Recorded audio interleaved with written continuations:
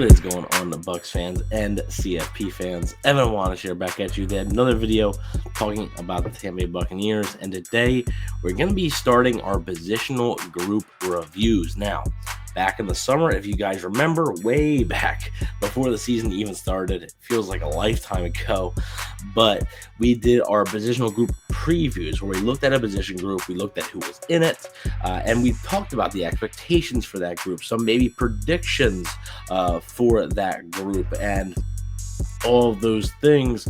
This time, now that the 2024 season is over, we now have a full season to analyze, right, and be able to get maybe some answers to the questions we had back in the summer. So I think it is a pretty good exercise to do, just to sort of see what the differences is, right? What were some of the questions we had back in the summer that we have answers to now? And also in this one, we're going to be maybe looking ahead a little bit to 2025, to this offseason, and potentially who could be on the team, what their role could be for the following season. So we will see. But without further ado, let's get right into it. And we're going to start with the quarterback. Now, I'm going to be honest, this one might be a little boring, okay, because we're going to be talking about mostly one guy, right? And that guy is Baker Mayfield. Now, Baker Mayfield headed into his second year with the Buccaneers. I think there was raised expectations for Mayfield heading into his second year, but I still think he probably exceeded many expectations.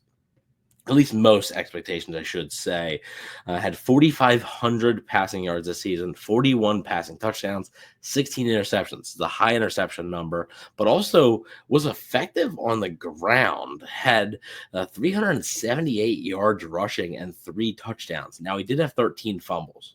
Not all of them were lost, but he did have 13 fumbles. So that number's got to go down, right? The 16 interceptions, that has to go down. The 13 fumbles, that has to go down. So the fumbles were way in a career high for him, as were the rushing yards were easily in a career high as well. But that's something that is going to have to improve. He's going to have to do a better job of protecting the football, and I think he can do that. I don't think it's something that is impossible for him to do. And I understand you take the good with the bad, right? The 41 touchdowns and 4,500 yards probably doesn't happen without taking some chances. I understand that. But you would like to see probably that interception number, I think, be down to around 10 or so. And then I think you'd like to see the fumbles down into a single digits. I don't think you want to see the fumble numbers, even though, like I said, not all of them are lost. When you're putting the ball on the ground, not much good can happen there. You want to avoid that as much as you can. So, I mean, really, the thing about Baker Mayfield, and when you're talking about projecting him forward, he's going to be the Buccaneers starting quarterback in 2025. We know that answer.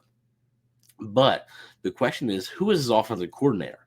As of the recording of this video, again, as of right now, Liam Cohen is still the Buccaneers offensive coordinator.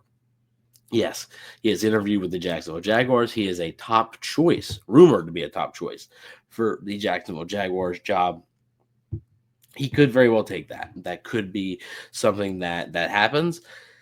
But if he doesn't, or elsewhere, right? I mean, I know the Raiders job could be an option there for him, but if he doesn't, and let's say he stays in Tampa Bay, I have to imagine that, Baker Mayfield and Liam Cohen being together for another year, that continuity there will just do wonders for this offense and for Baker Mayfield himself. So I would expect maybe a more efficient Baker Mayfield. I understand that there were similarities between Dave Canales' system and Liam Cohen's, but it still is a different system. They have to get used to and everything like that. So I do think it would be a good thing to be able to retain Cohen and keep him paired with Baker. Now, if they can't do that, if Cohen ends up moving on to be a head coach, then it gets a little bit more cloudy, right? Because you don't know who the offensive coordinator is going to be. You don't know what type of system they're going to run. You don't know how well Baker's going to fit into that system. I'm not saying he would be terrible, but you just don't quite know. So the best case scenario for the Buccaneers is Liam Cohen to stay and be able to have another year with Baker Mayfield. I think that is the best case scenario, but in case that doesn't happen,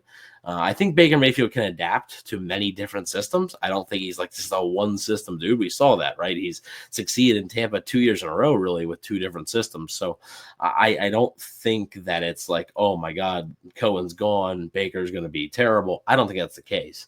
But I would be curious to see how he would look in a different system and what type of changes that would bring. But let's take a look at the guys behind him. Now, Kyle Trask obviously has been the backup for the Buccaneers for a long time, for 4 years. And now it is finally time for him to become a unrestricted free agent. He was obviously the backup with Tom Brady, and now he's been the backup with Baker Mayfield. Hasn't really got a chance to play, though, right? And I think that's something that may hurt him when it comes to free agency. Teams just haven't really had an opportunity to see much tape on this guy. And I do wonder if that helps the Buccaneers, if they would like to bring him back.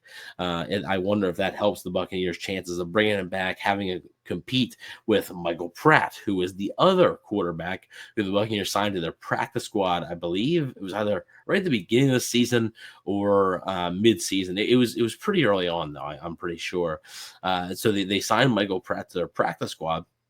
And they also just recently given him a futures contract. So he will be back at least for training camp in Tampa Bay in 2025. So maybe you re-sign Trask and we see a quarterback battle for that, number 2 job with Pratt and Trask. So we will see what happens there. But those are the guys that are behind Mayfield. Could the Buccaneers go out if they decide to move on from Kyle Trask?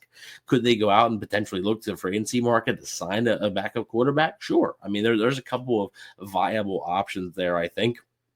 But, we'll see. Those guys also don't have the familiarity with the offense, the comfortability with the offense that Kyle Trask does, right? He's been here.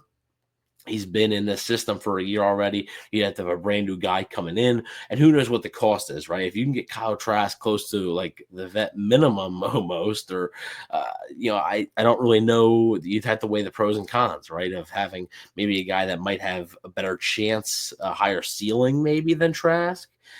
Versus the cost to get that guy.